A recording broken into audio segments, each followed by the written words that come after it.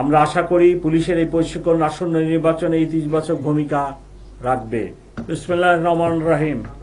Electronic ও print media প্রিয় সাংবাদিক বিন্দু, আসসালামু আলাইকুম। আগামী 12ই ফেব্রুয়ারি অনুষ্ঠিত হতে যাচ্ছে বহুল প্রতীক্ষিত ত্রয়োদশ জাতীয় সংসদ নির্বাচন ও গণভোট 2026। একই দিনে দুটি নির্বাচন যেন অবাধ, সুষ্ঠু, উৎসবমুখর ও আনন্দঘন পরিবেশে অনুষ্ঠিত হতে পারে, সে লক্ষ্যে পেশাদারিত্ব, নিষ্ঠা ও আন্তরিকতার সাথে কাজ করছে ঢাকা মেট্রোপলিটন পুলিশ। নির্বাচন কমিশনের প্রদত্ত নির্দেশনা ও পুলিশের নির্বাচনী অভিজ্ঞতার সমন্বয়ে আসন্ন সাধারণ নির্বাচন যেন সুষ্ঠু ও সুন্দর পরিবেশে অনুষ্ঠিত হয়, সে লক্ষ্যে আমরা নিশ্চিত নিরাপত্তা ব্যবস্থা গ্রহণ করেছি।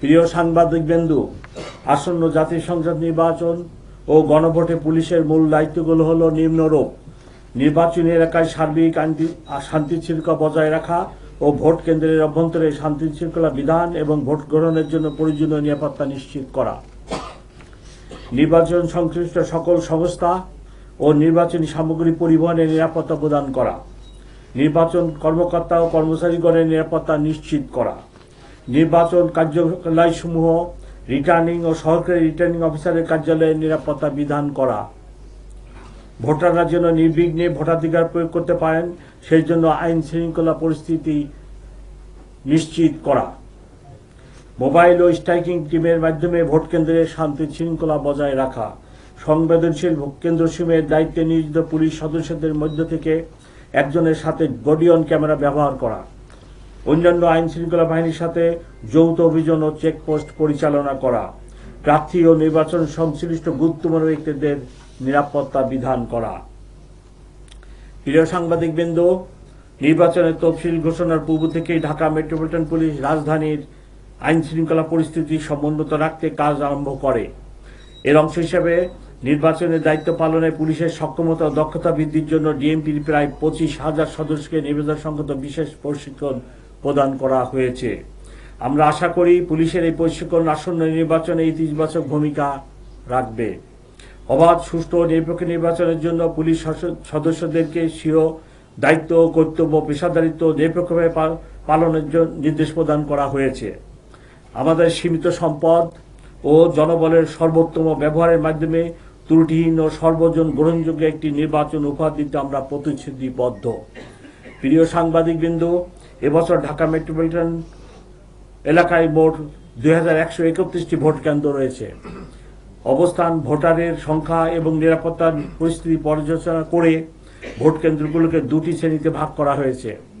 গুরুত্বপূর্ণ 1614টি ভোট কেন্দ্রগুলো 4 জন করে এবং সাধারণ 517টি ভোট কেন্দ্রগুলিতে 3 জন করে পুলিশ সদস্য মোতায়েন থাকবে।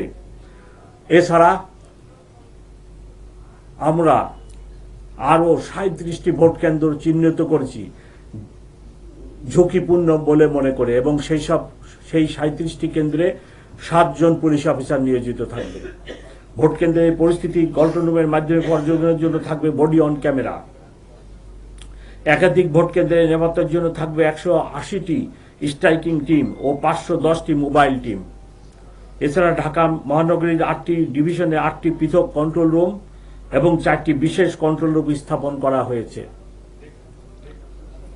সুবিধাজনক স্থানে মোতায়েন থাকবে স্পেশাল রিজার্ভ ফোর্স।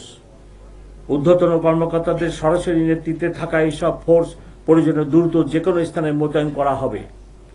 জরুরি পরিস্থিতি মোকাবিলা করার জন্য সোয়াট, bomb disposal unit, dog squad, crime scene van ও অশ্বারোহী পুলিশ মোতায়েন করা হবে। প্রিয় সাংবাদিকবৃন্দ, নানা কারণে এবারের নির্বাচন আমাদের কাছে অত্যন্ত গুরুত্বপূর্ণ। অতীতে নির্বাচনে পুলিশকে যেভাবে ব্যবহার করা হয়েছে সেই কালিমামুক্ত হয়ে জাতিকে একটি অর্থবহ ও সর্বজন গ্রহণযোগ্য নির্বাচন উপহার দিতে আমরা প্রতিশ্রুতিবদ্ধ।